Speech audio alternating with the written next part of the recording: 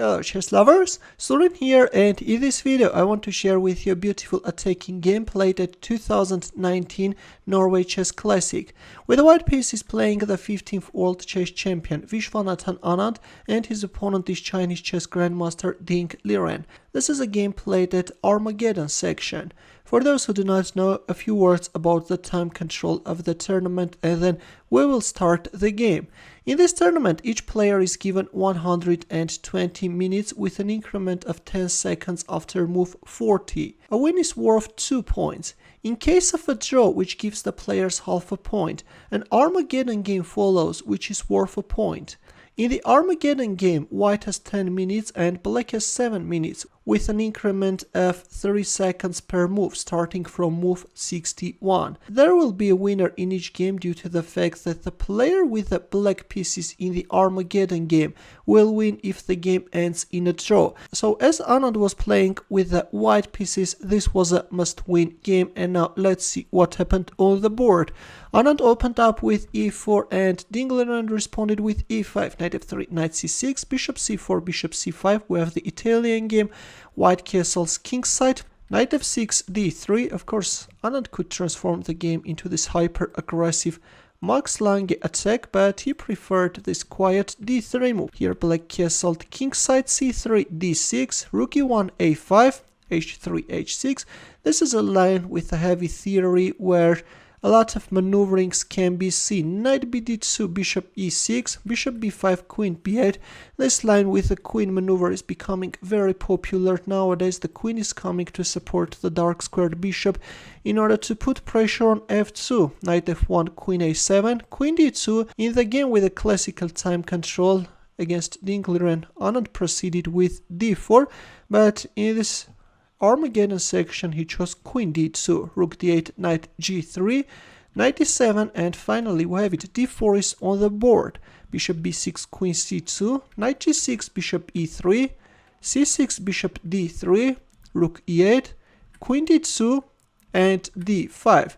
With this move, black overlooks white's powerful idea, and actually instead of playing d5 it was better to go for the solid king h7 move. But in our game we have d5, which steps into this bishop takes h6 sacrifice. After the game, Anand said that he had learned the strength of this move 3 years ago when he got a similar position against Hikaru Nakamura in St. Louis. Also, here is what Anand said about this move. I wasn't even sure how strong it was, but it doesn't matter. It's Armageddon, let's get it over with. In this time control, I will not pretend that I calculate everything. Here Ding Liren played d takes e4, but let's take a look at g takes h6. Then after queen takes h6, black can face serious problems. There are so many threats like e takes d5 in order to open up the bishop's diagonal, and knight takes e5.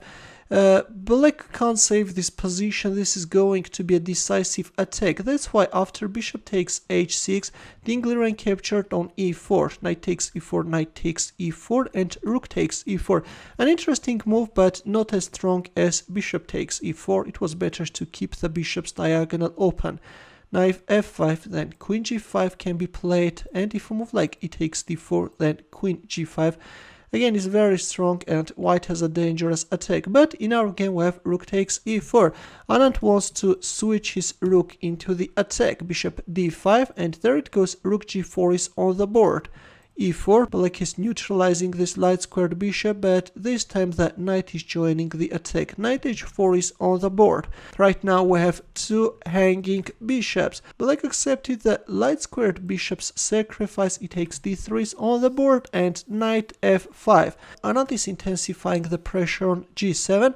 Another good line is knight takes g6, but in this case all white can achieve is to give a perpetual check.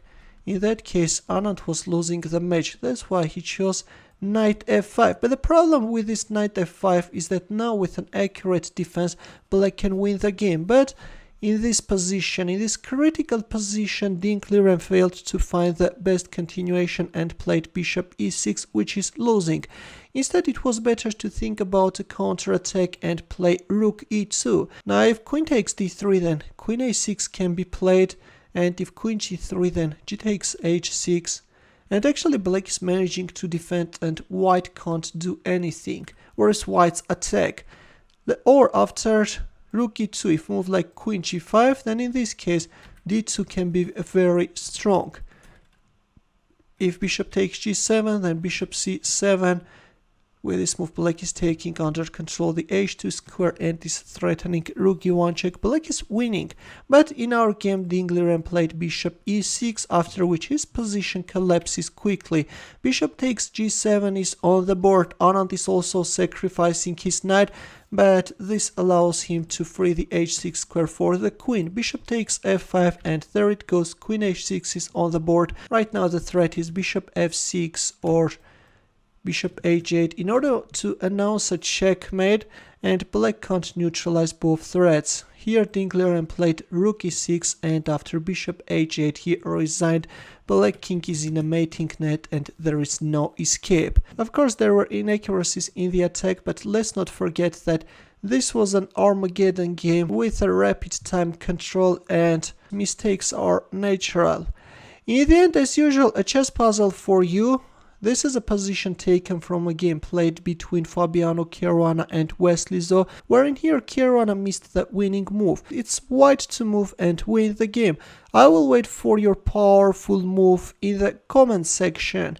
Let's see who can find the move which Caruana overlooked. Thanks for watching. Here are more suggestions for you. For more games, consider subscribing to my channel. I will see you in my next video. Take care.